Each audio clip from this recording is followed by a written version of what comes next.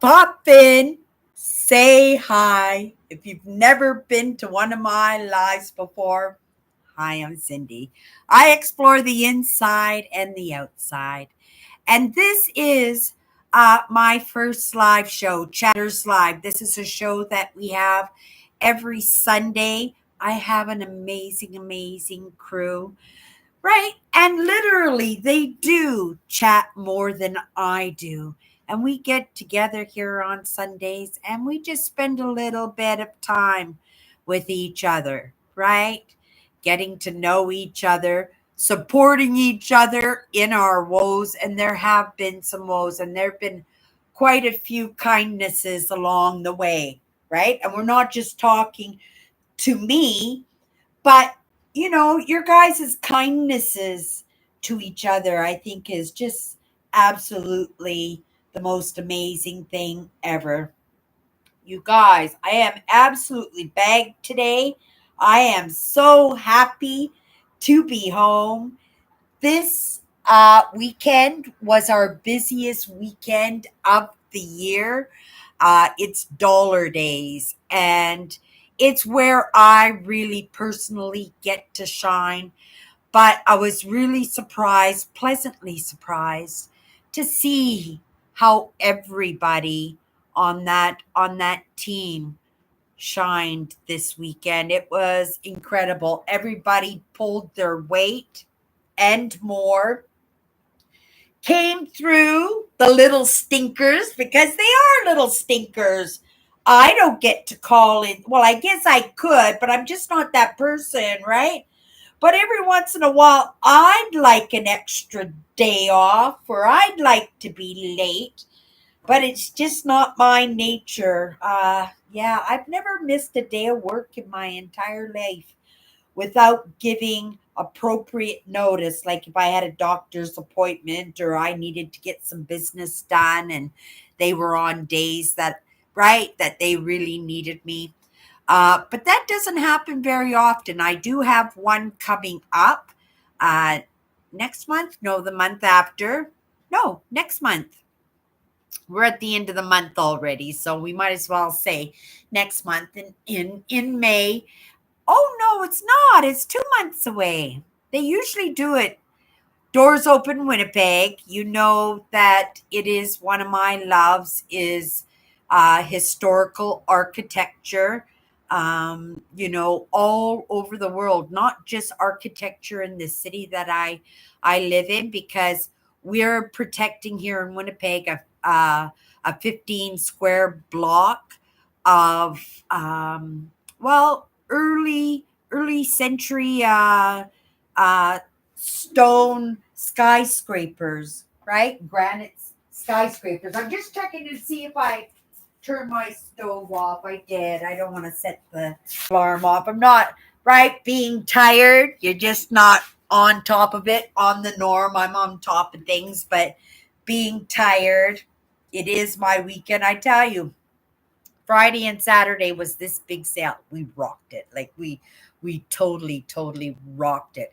Rocked it so well that the managers, they start their work week tomorrow. I start my days off, right? So they're going to be starting their work week hopefully very, very pleasantly. Not surprised, because they know the kind of job that I'll make sure the very minimum, and they expect problems and issues on these busy days at my work. Hello guys, hello guys, hello Owen, hello Andrew. I saw you there, just jibber jabbering about this dollar days that we had. I picked up a few things for myself. I'm not quite sure what, but the sale was all the clothing was $1. All the kids' clothing and shoes were 50 cents. And everything else in the store was 50% off. So it's huge, huge. And when they opened up the store this morning, they had a lineup around the store. The store was so packed. Everybody was just buying garbage bags. We had to have two people up at the till the entire time. because, right, otherwise things would literally crash.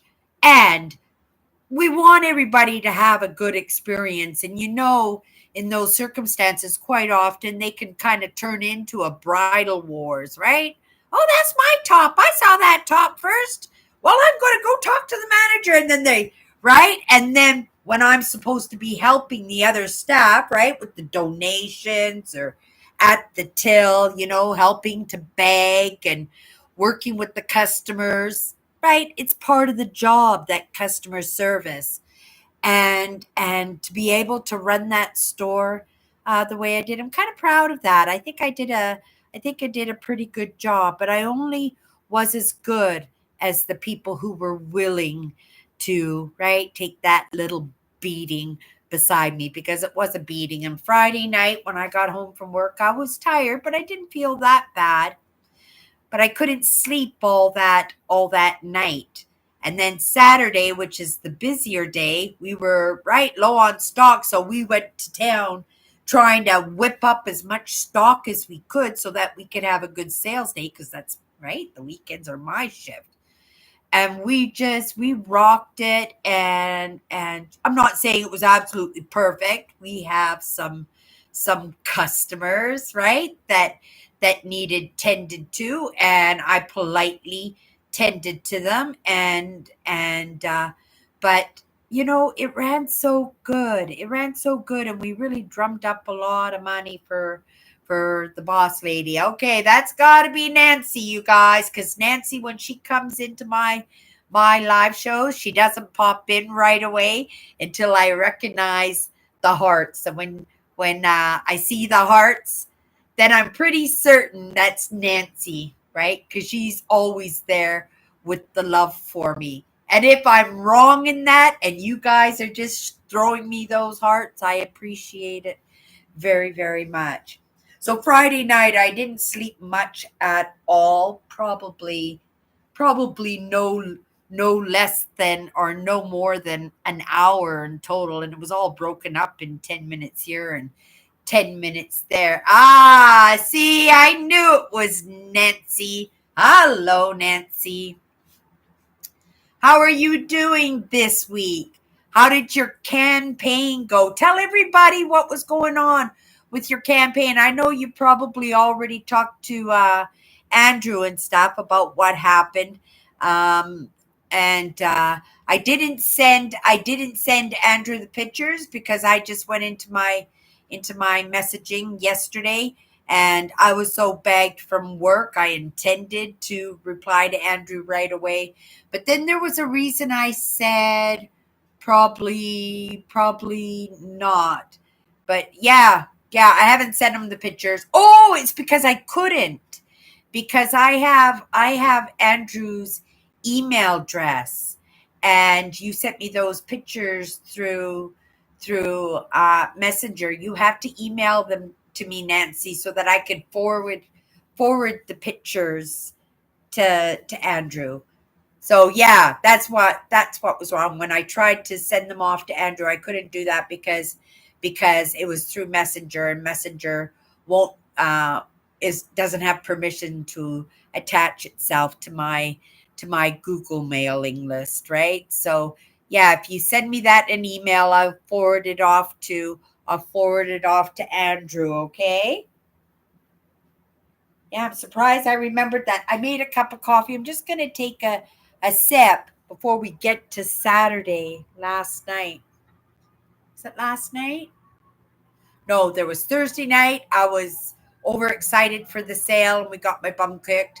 Saturday was when we rocked the show and we didn't have a lot of stock left, and we still brought in the killer sales anyway because we just put price tags on whatever came in for donations. We threw it out on the floor, sending some good cheer out to the fire truck and its destination. Hopefully it's a false alarm and people will just, oh, thank you, Nancy. Andrew, go check out this link. Just hit this link and it'll take you to Nancy's YouTube channel,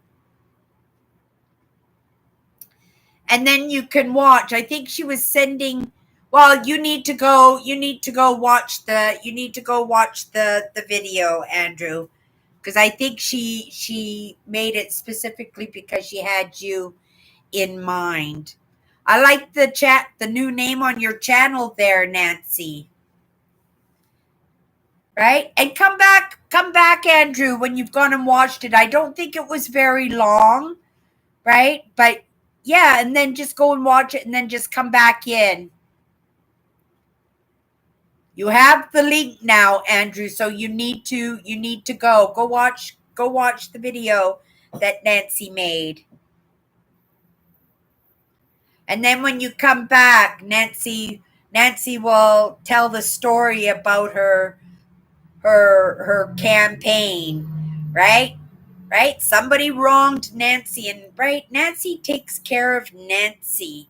Nancy will resource and she will find a way to come out of whatever catastrophe that she gets herself in. She is so creative and she's so determined in her movement forward.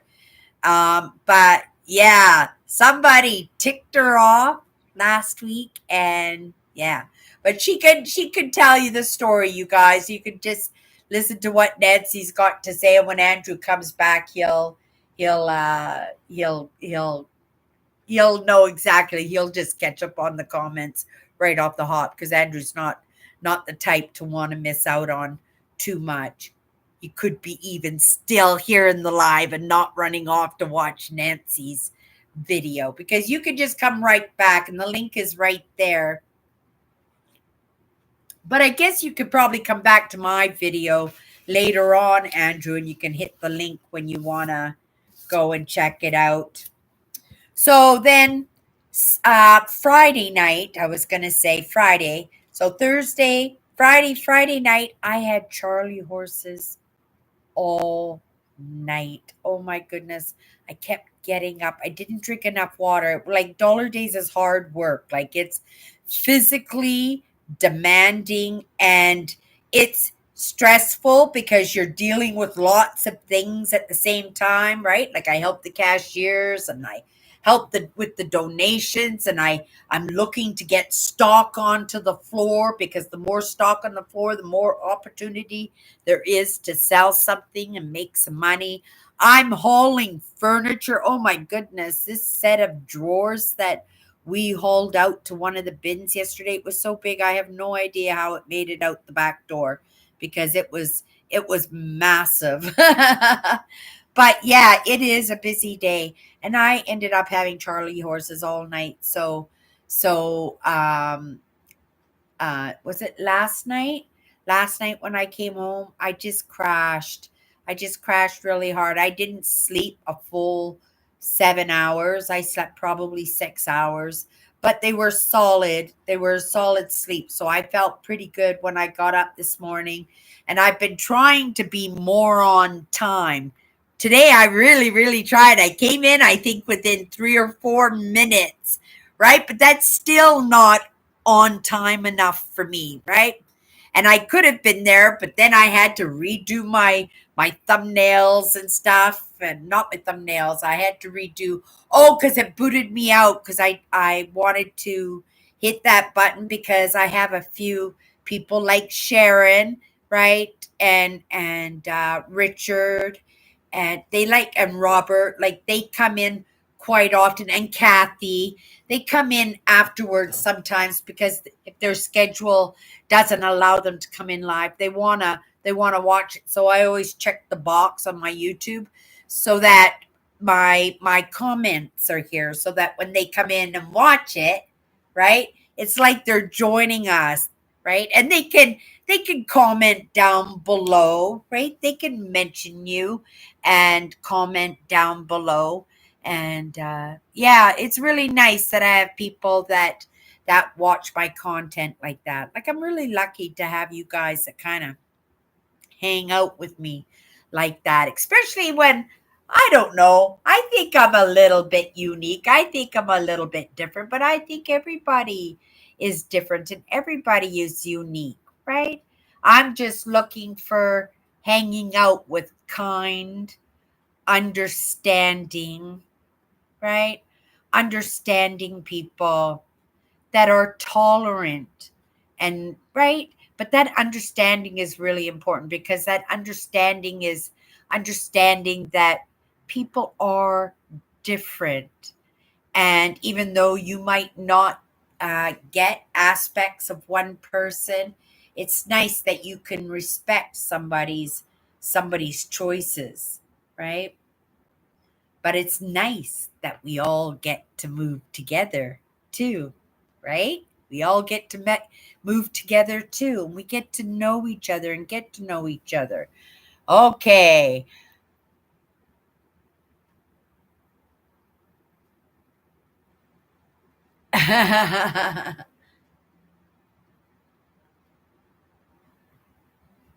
Aw. Oh, wonderful.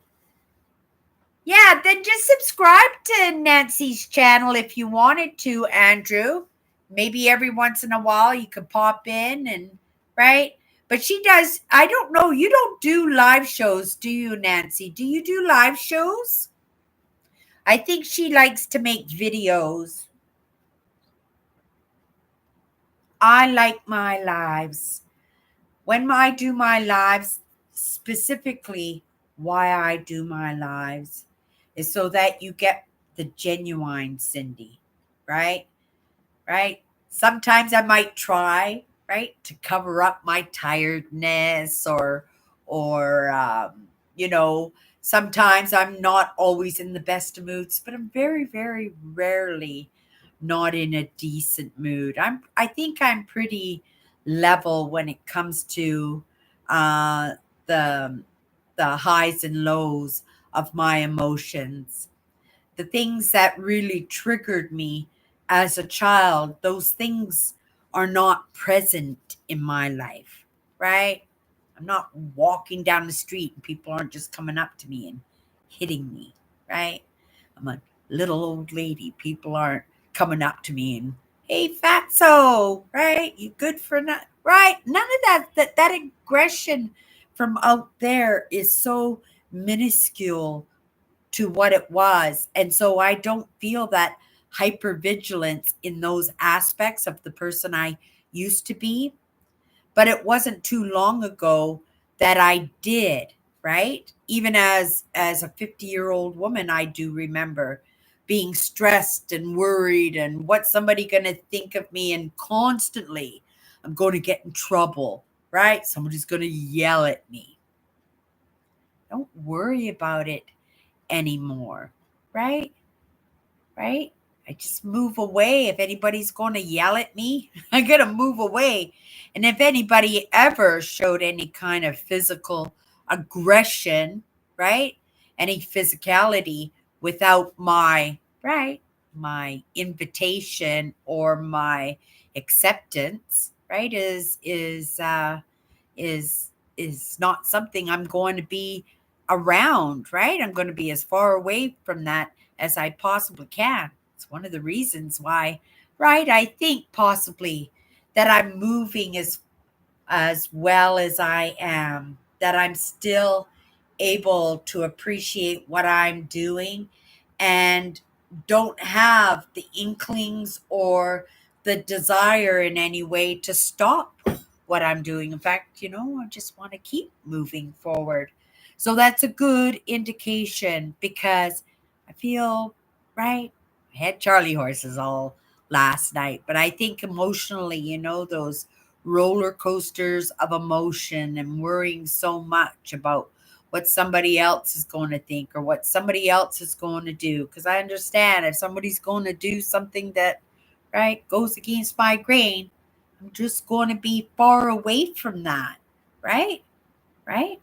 Or I'm going to be non, what do you call that? Handling in it, not participating, not contributing to that. You know what I mean? I won't be mingling in that. Right? And possibly, right? Somebody's going to miss out on meeting a nice person. I think I'm a nice person. I'm not everybody's cup of tea. Believe me. And not everybody's my cup of tea, and I accept that too, right? But like I said, I just move away if it's not comfortable, right? This is my safe haven. But right, there are things that I ground in that makes it necessary and warranted and beneficial because it offers up lessons to really, right, mingle a little bit, right? Get to know people, right? Have that open conversation, knowing that these people I can consider friends, but then after the after my work week is over, right? Right? I'm not hanging out with them. Well, there's a couple like Lorraine every once in a while, but not very often, right? Every once in a while, a couple of the girls that I work with that I'll hang out with, but it's not very often. I like to hang out with myself, doing things that I like to do, right? Not having to entertain somebody else's idea of what a good time is or what a beneficial time is, that I get to make those decisions in that, right? So when my job is done, right, when I come in on Sunday nights and how excited and happy I am that my work week is over. And it's not like I don't enjoy being at work. I love my job. When it comes to jobs that I've had in my life, and I've had a lot of jobs, one day I should count them all. I'm pretty sure that I can remember every single job, right? I might not remember all the dates, but I can remember all the jobs I've ever had, and I'll actually count how many jobs and whether that job lasted a week or that job lasted 15 or 20 years, right? We'll see how many jobs. I've had a couple of jobs that have lasted. Well, I've had a few jobs. Most of my jobs I've had for a long time, not necessarily because I loved those jobs, though a couple of those jobs I was in love with, like when I was waitressing and bartending. And those were very long jobs. I was there for 15 years. But, I liked working in the cafeteria. In the cafeteria, I was at the cafeteria for 5 years and I really enjoyed that job, everything about it. I think basically because I was boss. That's what I liked about it. It was somebody else's cafeteria, but I ran it. I ran that show, everything about it. And I really enjoyed being my own boss. And for the most part, I worked by myself. And I took care of 600 employees on a daily basis, breakfast and lunch. And I had Cookie Tuesdays, and I made desserts every day. There were pies, and it was so much fun. But there were lots of jobs that I had that I stayed way too long, right? When I was at the hardware store. Well, both of them. One I got out because my husband got transferred to another city, so we had to pack and move to another province. So I quit that job, but and that wasn't very long. I couldn't have been there more than 6 months, I don't think.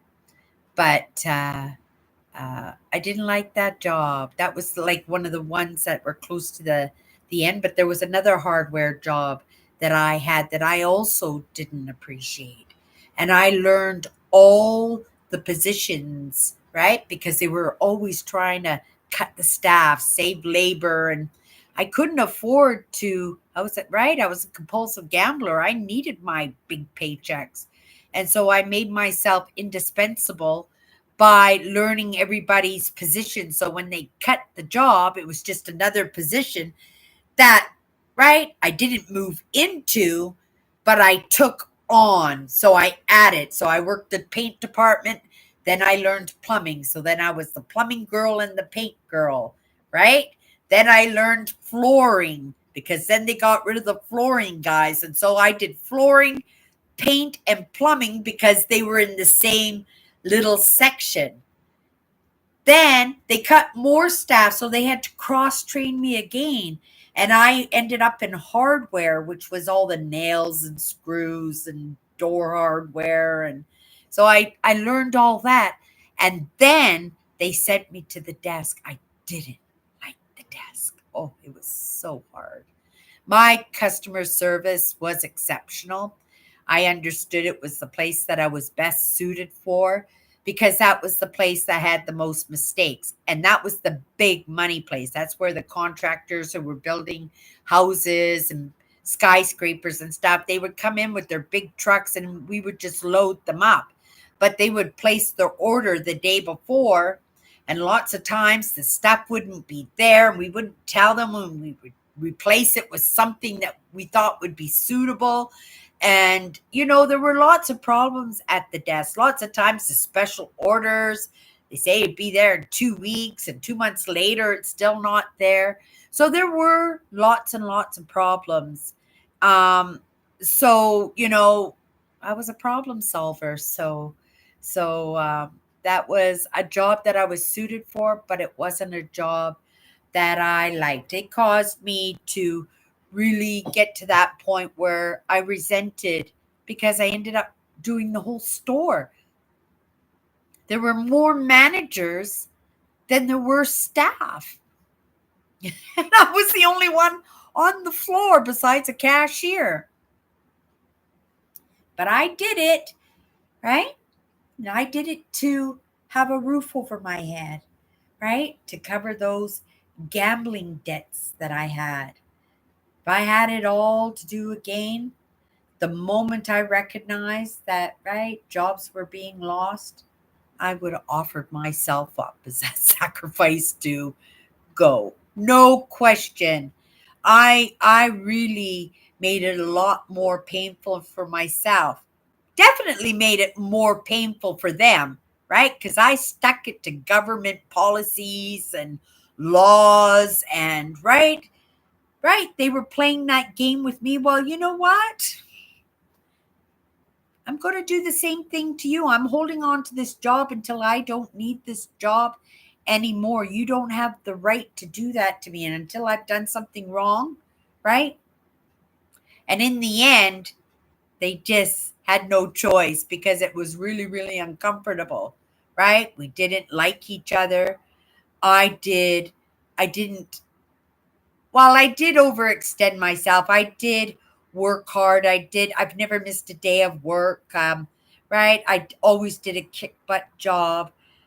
But again, it was because I needed that roof over my head. But I really did not like that job. If I had a job to do over again, that would be the one that, right, I would, the moment I was saw what they were doing, I would be gone, right? Yeah, I would have been gone a whole lot sooner. I think I let it go for almost 2 years. 2 years I held on to a job. They wanted only part timers because the government was giving incentives for part timers. But there were a lot of people who worked full time. The whole company pretty much worked full time. And so they just made things uncomfortable for everybody until, right? And the first thing they did wrong, they shoo them out the door. And next thing you know, there was only like three of us. And when they were able to move a manager out the door, and he was an amazing manager. He worked like me because he knew his job was on the line. So he had to, right, make them hold to the rules and stuff. So he did the same thing I did. That poor man, they moved him along and he passed away like 6 months later.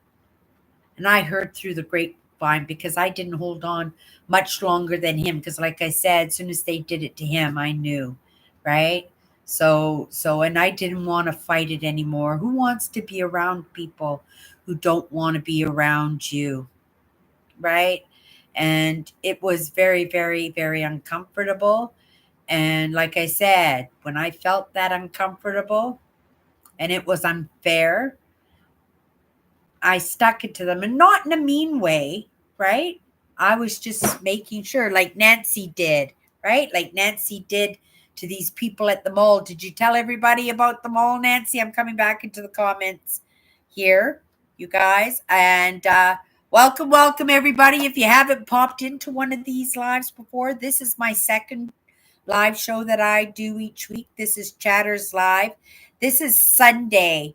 This is an amazing crew here. They have been with me since the beginning. I think almost all of them, these moderators. I am grateful to understand that they really do care for me, but they care for each other too. And pop into the comments if you want to pop in and join us on these conversations. Give us an opportunity to get to know you so that we can welcome you into this crew.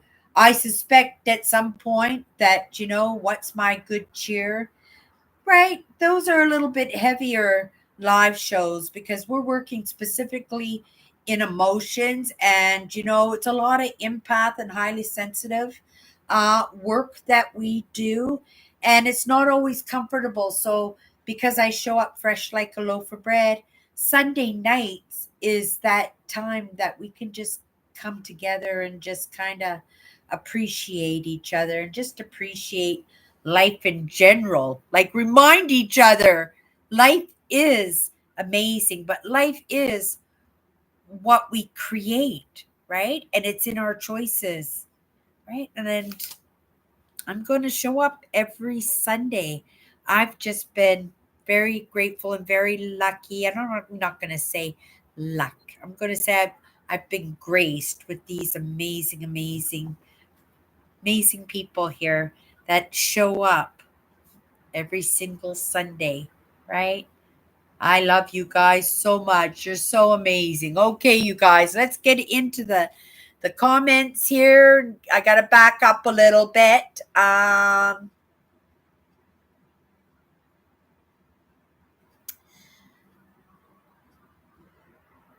Nancy and William, and hi, William. I saw you, dear. I'm just trying to see Owen, how his week was going. I'm just trying to see how his week has been going. Coming down. There's on Nancy. I will go watch after this. Oh, so Owen's gonna go watch your video after you come and hang out with me. Okay. Okay, so I'm just looking to see where we're going to start here. Oh, Andrew says that's a great idea. He'll go ahead and he'll subscribe to your channel, Nancy, right? So that, he'll get a notification every once in a while when you go live, and maybe he'll pop in to say hi. And if not, maybe he'll just come into your channel and give you a thumbs up and say hello, right? Yeah, he does that for me too. I get these random emails all the time. They're just absolutely beautiful. Okay. And William's here. Happy to see you here, William. You were at church today?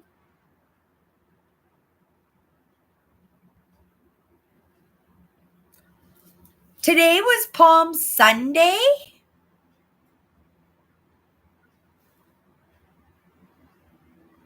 So when is Easter, you guys? When is Easter? Is that next week? Easter? Are we coming up on Easter already?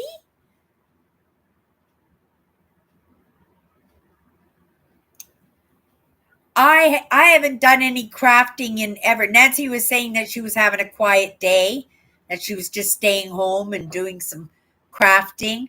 I used to have great big kits of crafting. I had so much jewels and sparkles and paint and paintbrushes and canvases and ribbon and fabrics and so much stuff, glues and all kinds of supplies.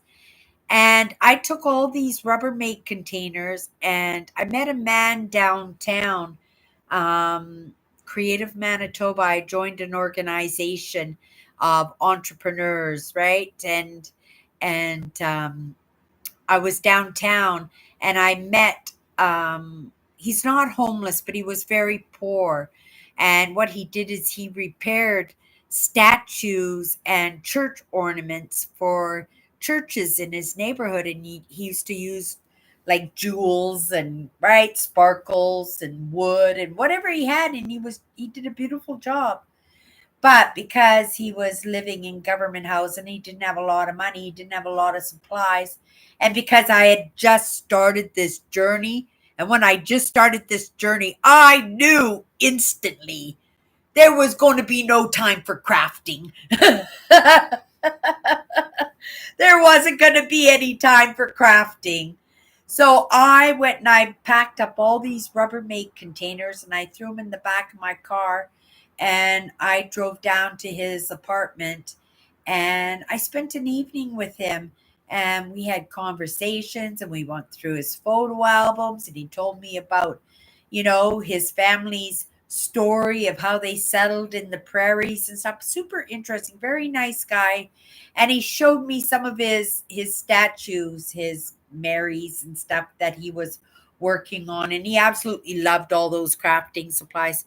I'm very creative that way. I'm creative in lots of ways, like the ideas are really good, but sometimes in my speed, I put speed at a higher priority than I do quality. I also sometimes do quantity more than I do quality too. It comes from my childhood, right? So if dad had a bad gambling day, it would be like a big $2 big bag of right elbow macaroni and a couple cans of cream of mushroom soup and right mix that up and that would be dinner, right?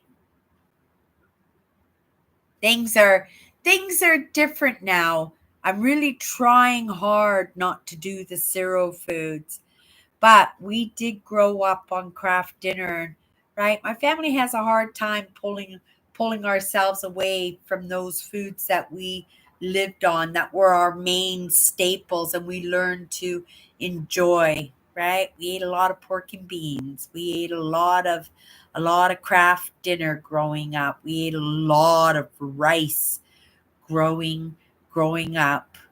But, being put on a diet all the time, I ate a lot of the same diet as my dad did if he could afford it. So I ate a lot of wheat germ, did a lot of protein mixes and a lot of fruits and vegetables. I wasn't well, I did like fruits, but I was very specific about my fruits. I wanted to pick them myself. So it's a lot of blackberries and strawberries and pears and peaches and plums, things that we could, right? We used to go down the back alleys and the trees would overhang the fence and we would, right? We'd strip the trees of whatever we could reach for the apples and pears and peaches and cherries and, right? Okay. I don't know about you guys. Did you guys have fruit trees or do you have fruit trees? I know for myself growing up, we always had fruit trees on well, whether the house we owned or whether we rented it, but I remember having a house where I would climb out the bedroom window and I would sit in the cherry trees and we had a cherry tree and these cherry tree stumps are really huge and the branches are really huge and I would sit out there and just eat cherries all night. And we had a peach tree in the backyard, I remember, and it would only grow 3 or 4 peaches every year. But it was a very young tree and it was just starting to grow its peaches. But oh, yeah, we did strawberries and blackberries and huckleberries and plums, and mom would send us out a couple of times a week. Oh, pears. I'll make pear pies. You guys get the pears. I'll make some pear pie. Pear pie was cheap, right? It's flour, butter, and water. And those ingredients were very, very inexpensive when we were kids. They truly were. I don't know on the staples that you guys ate, but I would say growing up, we ate a lot of zero food. And then to make up for that zero food, when my dad had a good day at gambling and he won, right? He'd always, right? We'd run to his wallet, and if his wallet was really, really fat because it meant it was stuffed full of money, he would give us $20 to go to movies or buy a pair of jeans. But he also liked to make up for that time when we were on the rice and the elbow macaroni and cream of mushroom soup, or we were eating butter sandwiches at school, or sugar sandwiches or mustard sandwiches at school. So he would make up for that by taking us out to restaurants all the time. We had favorite Chinese restaurants and just favorite restaurants all together. And my dad, when he could afford to eat like a king, oh yeah, there was nothing like a prime rib or a T-bone steak. They were his absolute favorite. Me and my dad used to go out on dates about once every couple of weeks if he was home. Quite often my dad was out on the ocean. He was a commercial fisherman. He'd go away for months at a time, but when he came back, me and him would spend quite a bit of time together, and we'd go on these dates where we'd go to a concert, or we go to a fancy dinner, or and a show, or we go to a movie, or we go for a drive, or we go to the park, or we would do things together, me and my dad. But it always was a fancy restaurant. Hey, we'd always go to these fancy restaurants, and he would always have a T-bone, or right, pot roast, something very, very expensive, and I would always have the veal cutlets. Neither of us did the fish. My dad was a commercial fisherman, like me, and how I'd like to pick my own fruit. Um, my dad liked to catch his own fish. So he would bring fish home all the time, and my mom would make that battered cod and stuff, cut it all up and batter it, and or bread it and then freeze them. And oh my goodness, and then she'd boil a big pot of fat, and she'd drop the fries and these fish balls and stuff into the deep fryer. Oh my goodness, absolutely delicious. As an adult, I have a hard time doing the fish now. Even last year, I bought 3 cans of tuna last week. I'm going to try again because, right, I used to love tuna sandwiches, and maybe I had just a bad experience on some tuna or something, this past year or something. But, right, I'm not enjoying the tuna like I used to.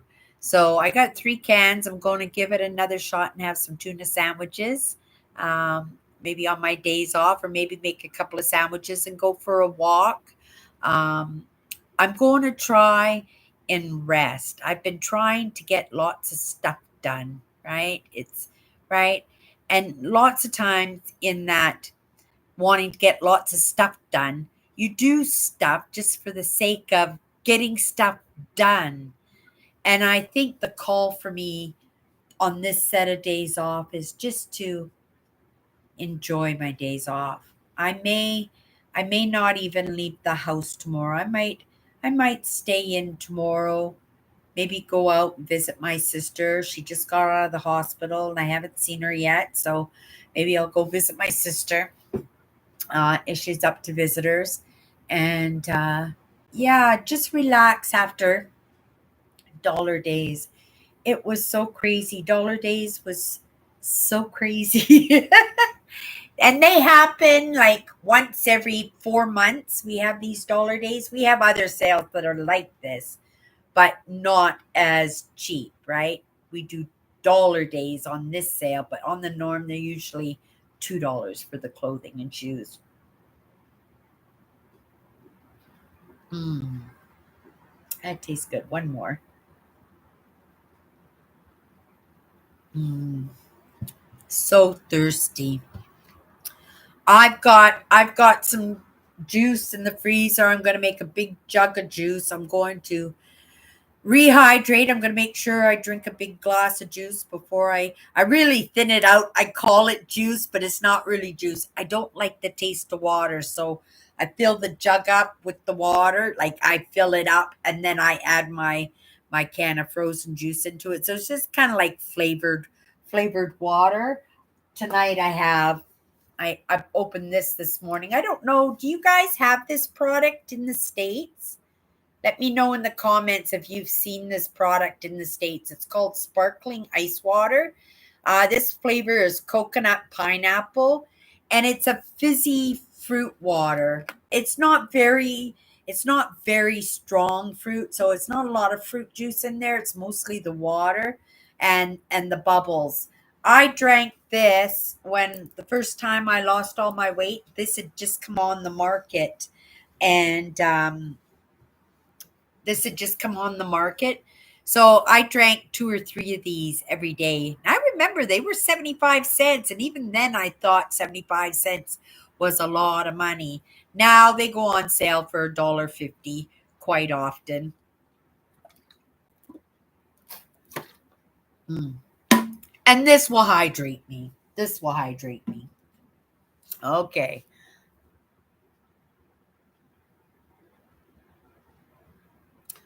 So, what's your crafting project, Nancy?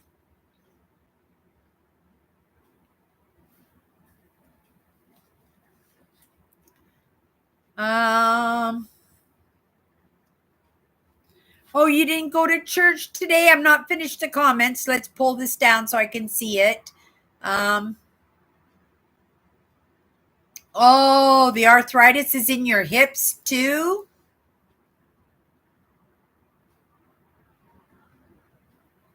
Oh, I'm sorry to hear that. I'm sorry to hear that, Andrew. But it's nice that you got to sit comfortably at home, knowing, Andrew, that you had to take care of yourself, just like I know that I've got to take care of myself. I've been getting that message that I'm pushing, pushing, pushing, and right, I don't want to overexert myself. I want to be able to enjoy my life. I want to be able to ride my mountain bike when I'm 80 years old. I got a basket for my mountain bike, you guys. I got a basket for my mountain bike. So I was thinking, you guys, of getting a minivan, and I thought maybe I would do a rebuild on the inside of the minivan and turn it into a camper and build it myself. I've been watching a lot of videos lately of different van conversions, so where to put the bed and kitchen sink and what to do for the toilet, and learning about the solar panel and learning how to make an actual bathtub in the back of an SUV. Seriously, I learned how to do that. And just a lot of research in some of the national parks in the States. I'm really excited to do my Arizona and my Utah. And there are other states. There's Montana and South Dakota. I'll be going that way because I think I'll be going out Emerson when I go to the States. But I'll be going to the Grand Canyon, and I thought, right, I've got enough to rent a vehicle for a week. That's a pretty good chunk. But that is like 20% of being able to purchase a minivan. If I saved that much money in that span of time, September, October, November, December, January, February, right? In 6 months, I saved that. It wasn't hard. It was over $1,000 I was able to save, right? So if I was able to do that, if I really applied myself, how much more could I put off to the side? Could I take $4,000 to that? I'm doing the numbers in my head, right? And looking at the possibilities. It seems kind of difficult, right? The possibility, the odds is probably not in my favor. But I don't let that dissuade me because there's zero chance unless I start. The only reason I say that, that the odds are against me is that I have to dish out a lot of money now, right? We got the passport taken care of. We got the glasses taken. You guys, I have no idea how I did that, right? In my little part-time job, right? I am grateful that I'm managing okay, right? But it is really neat that I'm finding that I'm able to make a little bit of progress, make a little bit of movement in that. I don't know if I told you, did I tell you guys that I put a bid in for my a kayak that's in the auction, and I put a bid in on a 8-man pop-up tent. I have a 6-man pop-up tent, but I'm going to either donate it or I'm going to sell it if I win this 8-man tent. They usually go for $500 or $600. So I don't think with the bid that I made on it that it would be right the highest bid, but maybe they'll come in and go, oh, I'll pass on it, and then it just keeps passing to the next highest bid until finally leaves the store. I made a decent bid. I made a fair bid, right? If I saw that online, it would be a fair amount that I would purchase it for. So I made a fair bid on the kayak, and I made a fair bid on the tent. So right, if I win those bids, I am committed. I can say no, just like any other customers could say no if they don't appreciate whatever they bid on. They could just say, "Oh no, thank you, I'll pass on it." But right, it's part of my lifestyle, and I think we're replacing things now. I have everything I need except for 2 kitchen chairs. I have everything. I don't need anything else. I got my little dinette set. I think I'm set up for retirement. I may get a smaller bed. I have a great big bed. It's just the mattresses are on the floor, but the height of it is like a regular bed. So if it was in a bed frame, it was like Princess and the Pea. And I had to bring it down to the floor because the cat couldn't get into it, right? She sleeps with me, so I needed to actually even put an ottoman up against the bed too. So she jumps on the ottoman and then she jumps up onto the bed. So you can imagine it's at least, I would say it's pretty close to 3 feet. It's one of those big pillow top ones. That's why it's so tall. It probably comes to right about here, even on me, right? So yeah, about 3 feet. Yeah, about 3 feet high. So I may go with a smaller bed, right?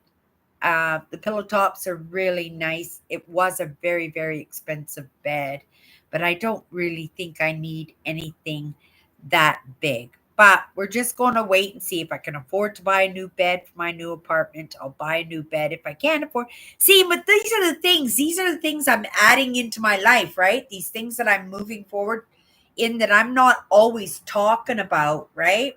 But I'm looking to move too, right? I'm looking to possibly maybe get an apartment on a lower level of a house. I'm even considering moving to a different city or village in the province that I live in. I'm even considering, right, moving out of the province that I live in. I have a lot of stuff, right? I'm all over a lot of things and I'm looking to see what resonates and what those next moves are, right? So I just move along, and as the opportunities and as the moments open up to me, then I take that opportunity, right? To either take up the opportunity or not. And right, but either way it'll offer up some movement, because if I'm not moving to what I'm supposed to be moving into while I'm falling behind, right? But also, we could be moving into something that doesn't serve us, that's just going to occupy space, occupy time, keep us from doing what we truly want and need to be doing, right? Or should be doing because why it's different for each of us, and each of us get to decide, and each of us have to be the judge as to whether or not it's something beneficial for your movement, beneficial for somebody else's movement, if it's a good idea or if it's a waste of time. I've pivoted, I've changed my mind, I've gone in a different direction so many times, make your head spin. Change is nothing new to me, but I crave change, right? When I know that I've been in one place for too long, when I notice that I called it, what was it? The things that I do in my comfort zones, or not my comfort zones, in calming my system down, like the pink ice donuts with the sprinkles, right? I lost track what I was going to say there. I was going to move there, but when I come back, maybe I'll come back into this live later. I normally don't come back into the chatters live only because I know that it's pretty casual here, and also for the fact that it's an hour and a half that we do each week, and it is Sunday, and like I said, when my live show is done, I'm going to make something yummy to eat. I'm going to make myself another cup of coffee because already this one is just like at room temperature now. But I'm not wasting it. I'm drinking it because I need all the fluids that I can get. And even though you guys, there is something about coffee that does bother my system, and that is the acidity. It's very acidic in my system, right? In my stomach, I get heartburn quite often for drinking lots and lots of coffee. And I drink my coffee pretty strong because I don't use really a coffee maker. I just use my filters and stuff. And I judge it to taste. I kind of got my own way of making it. So it is acidic, but there are lots of things. Did you know that 2 cups of coffee is enough fiber? I didn't even know there was fiber in coffee. Did you guys know that coffee was fibrous? I had no idea. That was something that I learned this week, right? And if there's something we could use a little bit more of, it is fiber.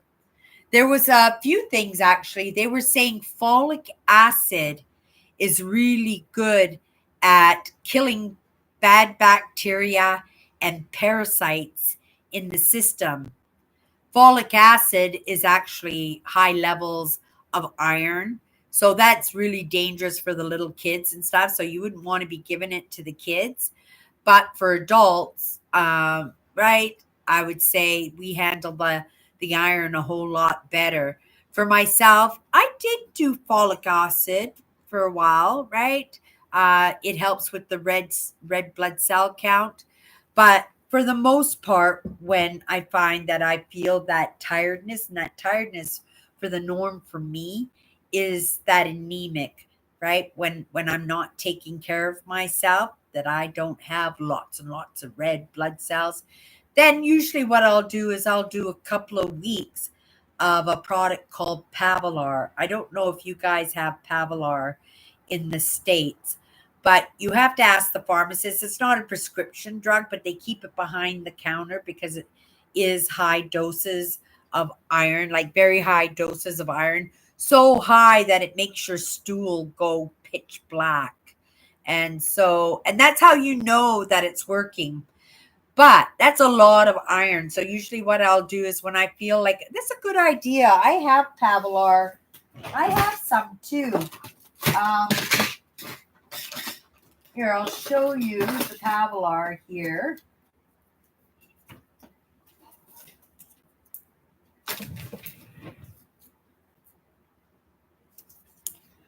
They just come in little tablets like this, right? And usually what I'll do is when I'm feeling really run down, where my body is aching and I feel feel tired. I feel that I don't have that energy. Like, it's really hard to even get out of my office chair. And I had that last week and I didn't even think about that it's time to do a course of Pavilars. So what I'll do is I'll take one of these every day for 3 days. And then for about a week, I will do one every 2 days, right? And then I watch for the signs that it's working. And my energy levels really truly spike on this. And I usually do this a couple of weeks. I start this a couple of weeks before I go on my September trip. I find it really, really helps. I mean, I love my trip, so it's not hard to drum up the energy in the trips, but that physical energy, not just the mind and your energy, right? So yeah, I'll do 2 weeks of the Pavilar, and then I'm probably good for 6 months.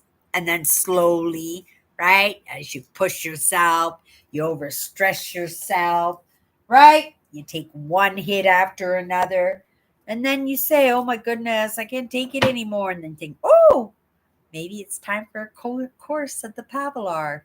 Right? So they say, yeah. So I'm assuming if the folic acid is good for killing bacteria and parasites, I'm going to assume that the Pavilar is going to do that too, because the Pavilar is like 10 times as strong as the iron is, as the folic acid is, right? So yeah, I think you know what? I don't know why I threw it back in there, because I'm going to do that course tonight. Oh, I don't know where I put it. I'm going to start that tonight. I'll remember that. The thing is, I do it at night because it's so acidic, you guys. Right? If you decide to do the folic acid, or you decide that you want to do the palifer, the high level irons, that you take it when you go to bed, because it's so acidic. If you take it in the morning, you're going to suffer with heartburn all day long, because it's just so acidic, right? So I usually take all my vitamins at night, right? I take them all at night so that they're properly digested, because there's some vitamins that you can burp up, like the cod liver oil, or the there's a few of them that are really, really, the B12 complexes can be. I've got a whole jar here. Oh, so stinky. These are the B12 complexes. Oh, oh, oh, it smells so bad. I can't do the tablets. I can't do the tablets. What a waste of money. I've got to do the capsules on this, right? So you take it at night before you go to bed, so that it's digested by morning and it's going to work, right? Because you don't want to be burping this stuff up. Oh, how miserable is that? I'm just actually gonna throw that away right now, because I'm never going to use it, right? And it's not something I can pass on to anybody, because I've already opened up the container, right? And even though somebody might appreciate some B12 complexes, and that's the thiamine, this the vitamin A, these are really, really important in boosting your metabolism. And I've been on vitamins and minerals my entire life, because I was my father's daughter. And for the most part, the way my dad ate, even though I didn't do meat, there were only certain meats that I did. I did the veal cutlets, the wieners, the hamburger, my mother's fish balls. There were only a few meats that I would delve into, but I eat pretty much the same way my dad did, when we could afford it, right? It was a way to keep me healthy. And I did a lot of vitamins and minerals like my dad did. He was like a pharmaceutical, not just with the prescriptions, but with the vitamins and minerals. Because like I said, my dad was out to create the best human being he possibly could. He loved life. He had gotten a death sentence in his early 20s. Maybe he wasn't even 20 yet. He never thought he was going to have children. He never thought he was going to get married, and all of that happened for him, right? But it was my dad's due diligence in taking a handle of his own well being, right?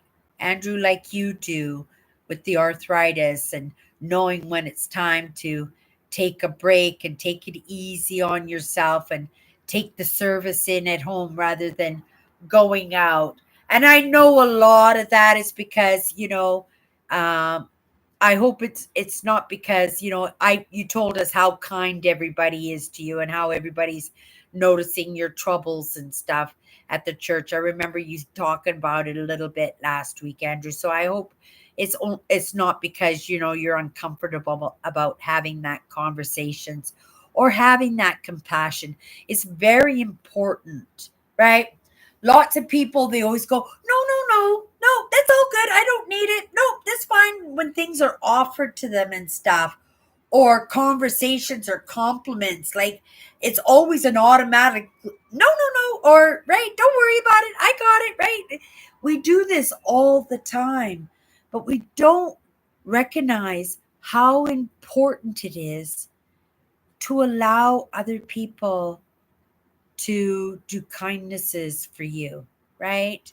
And have compassion for you and have time for you, right? We have time for each other here, don't we? Like we always have, not just in this live show, but so much so that you guys, most of you here, there's not a lot here. We're a small crew, but we are very special because we have no recognition of how amazing we really are. Each one of us, I'm saying that. I have to recognize it in myself, that lack of recognition of how amazing I am, how unique I am, how special I am, and how much I have to contribute to this world, and how much I have every right to be here as anybody else. But as much as I believe that, right? I see that here, right? I'm not sure if you guys, right, are your own best friends, own best cheerleaders. I suspect from some of the stories you've told me and, right, you've shared with me, that you are, right? That none of us in this moment are what we were meant to be, right? And lots of times those are the experiences that we have, right? That quite often our limitations stop us. And so we do baby steps. Like I said, you guys, it's what I'm doing. I just do it in little chunks. And I feel that movement. I feel that movement so much that, right, half the time I don't need to read a book. I don't need to watch a video, right? Not sure if I need to go to a workshop or a seminar because I am at this point, I think, right? My own best teacher, right? That's self-parenting. Self-parenting, and that's all that it is. It's self-parenting. And when you self-parent the way that, right, you would have liked to have grown up, that you would have liked to have experienced, you get to recognize how unique we really are. We really, we really are, each one of us, very, very unique. And I think, right, if this crew was 100,000 people in the moment, right, I appreciate that I get to spend my time talking to souls, right, talking to humans that are making their own movement, just like I am.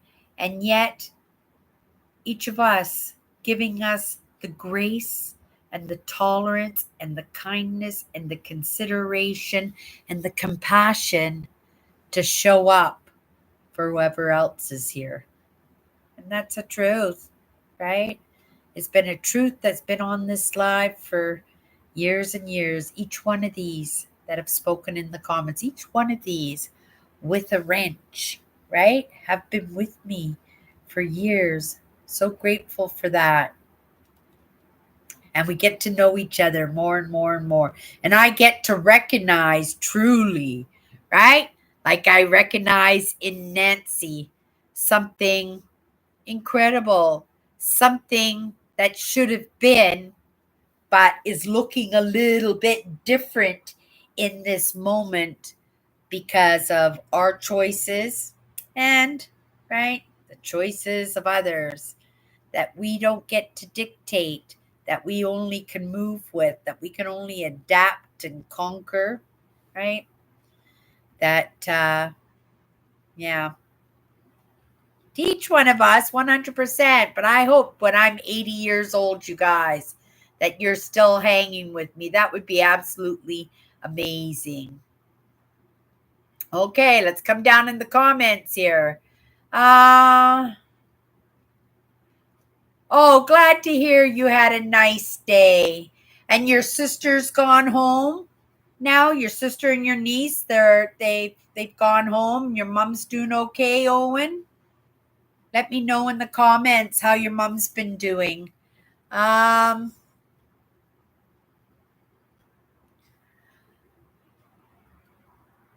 Okay, where are we here? Oh, holy cow, Dave! Dave's here. Holy cow, we have not seen Dave, I would think, in over a month anyway.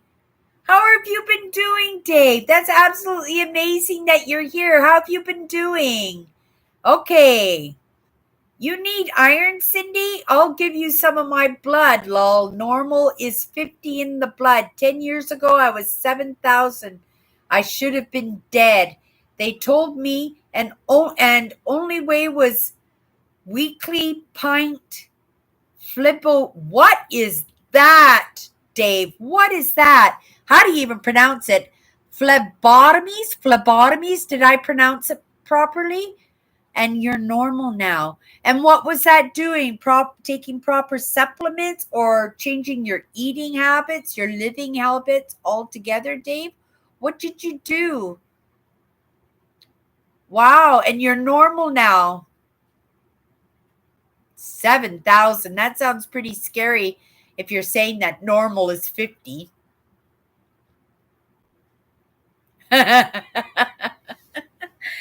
Join the party there, Dave, right? What is normal? To each one of us, we get to decide, I think. This island of misfit toys on Chatters Live on Sunday nights. I think that's normal, right?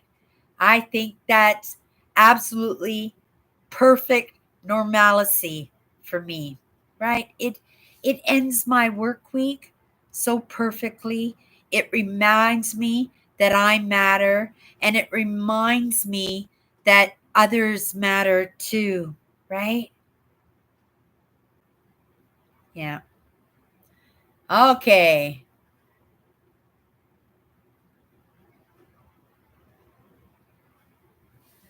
Okay, so Andrew's saying, Dave, how did you have so much iron? I worked in Red Cross biology services, blood services, but never heard of that. Iron is ferritin. Inherited, Andrew. Now I just go give blood once a month to blood services and don't have to get phlebotomies. I'm not sure. It almost sounds like lobotomies, but I hope you're not getting lobotomies, right? Maybe that's what you meant when you were saying that. Um,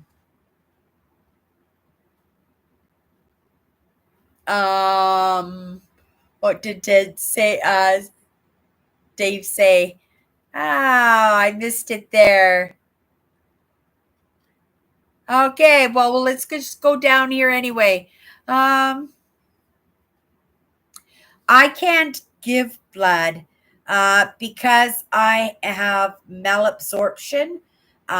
because of I had the stomach stapling done in the late 80s, and so I have to take a lot of vitamins in order to absorb a little bit of vitamins.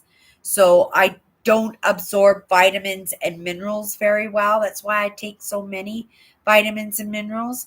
But I also think, like I said, I'm healthy because it was kind of a routine that I was brought up on, right? Like, because I was my father's daughter, I kind of was on the same eating and health system that he was on for his congenital heart disease. They were kind of trying to get me to control my weight. It wasn't didn't go over very well, right? Because I was working. By the time I was 10, I was making my own money to buy food, right? When I couldn't get it at home. And also, a lot of times, food was used as a weapon, right? At least in my perspective, it felt like a weapon. And maybe it was because they couldn't afford, right? Because lots of times it was so convenient. We'd all go out to a restaurant for dinner, and all of a sudden I'd be put on a diet, and everybody would be eating fancy meals, and I would get my little tossed salad, and that would be dinner for me. But I suspect that would save $10 or $15 doing that, right?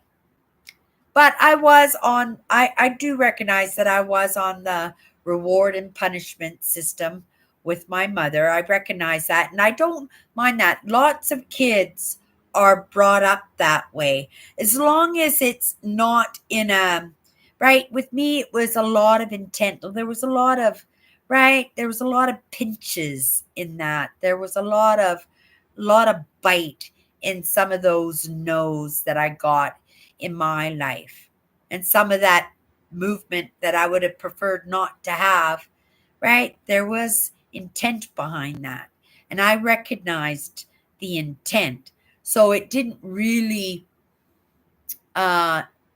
really get enmeshed a lot in those emotions and in those um, views, those perspectives of the people who did that. Because for myself, I knew the difference between right and wrong. And I knew the difference when it was an oopsie, oh, I'm so sorry, or when it was a oopsie, oh, so sorry, right? You get to know the difference. You get to feel the difference. And right, I felt I felt that intent in my own home, and right, just did my best. That's why I was my father's daughter, because everything about my father I loved, everything about him. And he was in truth a stranger to me, because over the years I got to delve a little bit deeper into my father's life, introspection, right? And I got to realize quite often that probably didn't know my father as well as I would have liked to have thought that I did. Yeah, 100%. Okay. Um,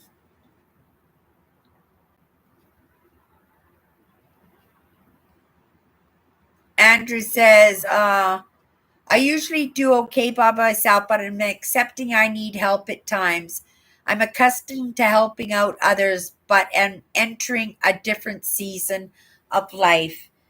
Well, Andrew, then that advice that I said is probably the perfect bit of advice that I could give you then, is, to allow people to do kindnesses for you, allow people to be compassionate towards you and to care for you, right? It's just like, we care for our parents in their old age. Why? Because they cared and loved us when we were kids. We don't do it because we have to, we do it because we want to, right? I was the good daughter right to the end, right? But that was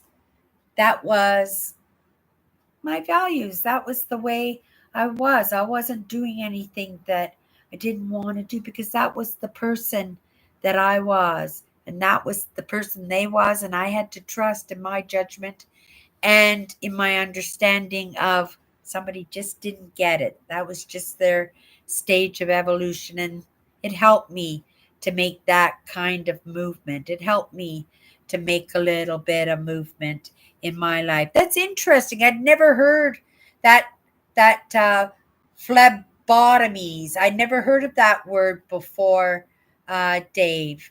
Thank you for sharing that with us, though, right? Because lots of times people don't share when they have the ailments or the woes, the troubles, and we're not just talking about physical well-being, but mental well-being, emotional well-being, financial well-being, right? We don't talk about that because we don't want people to think that, oh, she doesn't got it all together, he doesn't got it all together, or he's not strong enough to do that, or he's not capable of doing that, or take that driver's license away from him, he can't drive anymore, right? We worry a lot about that judgment, right? We worry a lot about that judgment. Okay, I just lost track of my conversation here. Um, but yeah, allowing people to do those kindnesses for you, because it's you just got to take it, Andrew, right? Just be grateful in that consideration. It's nothing worse. My sister needs a cane. She needs to use her cane. I made her a cane. I made my sister the most beautiful cane. Do you remember Mr. Dibbs? Did right? Or Mr. Bibbs? Mr. Bibbs. Did anybody here remember Mr. Bibbs? That cane that I carved for my sister? She has it, but she refuses to use it because she doesn't want to feel old and she doesn't want to feel weak, right? So she doesn't use it, and she only makes herself suffer without, right, taking these little pieces of comfortability, right, that ease in that movement that sometimes is a little bit painful or a little bit difficult, right? Okay, we're coming into the comments here, you guys. Oh my goodness. Oh, right. Nancy, seizures. But you have been on a lot of medication in the past few years too, Nancy. You have, and you've had your own health scares, right? You had the same health scare as what Andrew had, and you ended up in the hospital, right? You ended up in the hospital too. During COVID, on top. Wasn't COVID going on when you got that staph infection, Nancy? I think COVID had just started.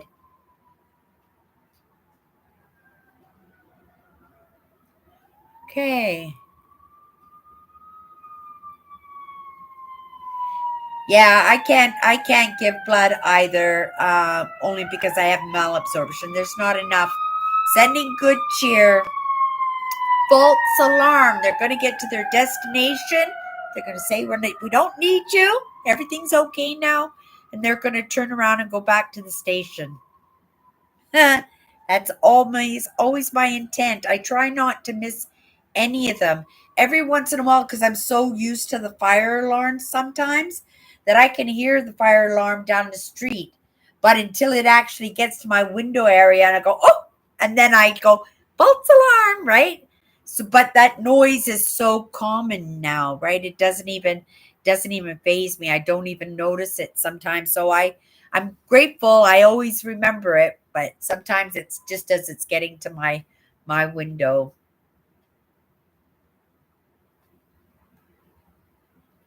Ah, glad you're enjoying that, William. Church was good today, William. Church was good today. Did you speak at services at all today? Good night, William. And it is 9 o'clock, you guys. It's time for some dinner. We're starting a new word tomorrow. New powerful word. Picking a new powerful word. We've been having some doozies. We're going to pick our 33rd word, I think. tomorrow, and we're going to delve into that word all week. Probably going to talk a little bit about my trip because I have been, as I'm relaxing, I'm taking that time, that reward of that enjoyment and that relaxation for myself. I'm applying it and making it reward by planning the trip for next year. Probably going to be in April, my Arizona trip, because it's too hot in September. So I'm probably going on 2 trips. 2 10-day trips is what I'm going to do. I'm going to try to do the Arizona one as a 2 week trip, but at the very least, it's going to be 10 days that I'm going to be away for that one. And then, right, then I'll do my 10-day Ontario trip too, right? And then I'll have 2 vacations this year. I just don't want to go and spend time in the Grand Canyon and in New Mexico and in Utah and in Arizona when it's over 100 outside. And every time I mention to somebody, right? And that's why I decided not to do it in September, the Arizona trip in September, is because soon as I said I'm going to Arizona and Utah to everybody I said I'm going to Arizona and Utah in September, they go, "Oh, you're going in September? Do you know how hot it is in September in Arizona?" So I eventually had to change that idea because I'm not somebody who takes the heat well. I can put clothes on, right? More layers, and stay warm. But there's only certain point that you can get to before you don't have any more clothes on. It's not like you can walk downtown. You never know. Security guard might kick me out of the mall, eh, Nancy? Nancy got kicked out of the mall this week because she brought her dolls to the mall and was taking pictures and stuff, and they didn't like that. They kicked her out of the mall, right? Okay, you guys, that's it for tonight. I'm going to go make some dinner. I'm going to relax for an hour or no, I'm going to relax for a couple of hours before I go to bed, taking a couple of lessons. Right now, I'm looking at the oldest houses that are still occupied in the whole world.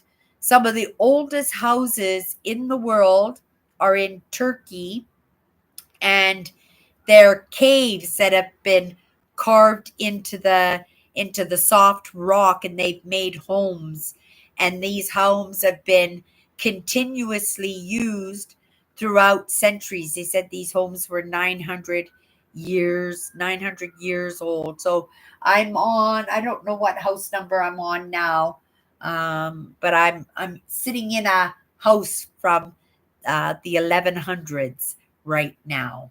So I'm going to go back in and study this architecture, right? And learn a little bit about housing. Do you guys know that they have found over 450,000 years old?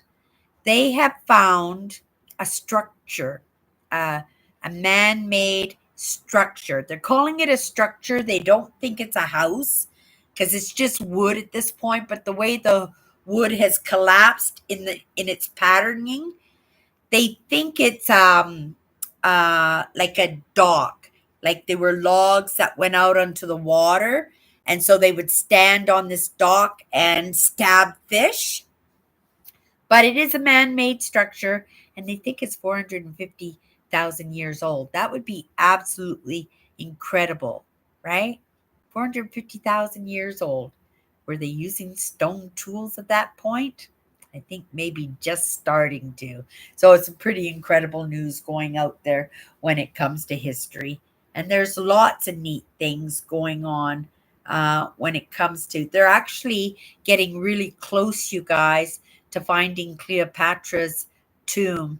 They think they pinpointed the city that she has been entombed in, and they think it's a lady archaeologist who's leading the team, but they think they might have found the tomb of Cleopatra, or at the very least they've pinpointed the area of where Cleopatra might be entombed. Pretty interesting stuff if you like history. Okay, you guys, that's it for tonight. We'll see you next week if we don't see you during the week in What's My Good Cheer. You guys know you're always welcome, and I know you guys do pop in every once in a while, and I much appreciate that. I don't expect it because I know your priorities and your love is this live show, right? And I am grateful for that, but I'm also grateful every time that you guys just pop in when I'm doing my live show, right? What's my good cheer? Okay, you guys. We'll see each other next Sunday. Next Sunday is show and tell. I got some great stuff in my bucket for show and tell. So we'll see each other next Sunday. Have a great night. And yeah, bye bye.